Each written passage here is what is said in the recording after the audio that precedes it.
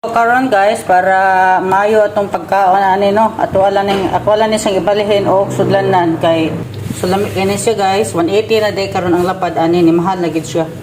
Pero next time in town katong maligya, brasi pod in town ni iyong takob ha kay panahon na tag di maayo ani bakay kay bala mago. Pinunit ra gyud ni mga takoba. Kaon taog lukot with matching nga perting pagkahalanga ani nga atong rice, rice basta rice kanon o nara atong tsokolokoy ako lang ibalhin dire kana nga atong kanon wala ni mauso og kuan kanang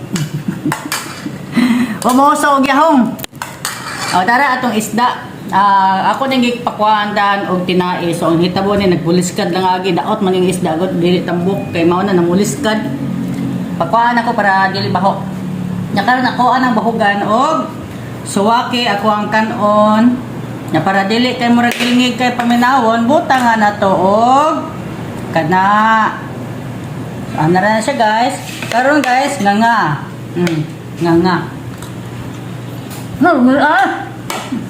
kami manakal babong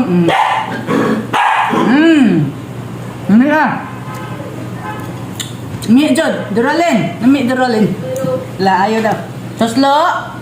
Bye-bye. Nakapalit di mig isda, di lang kumusultig di inigikan gipalit.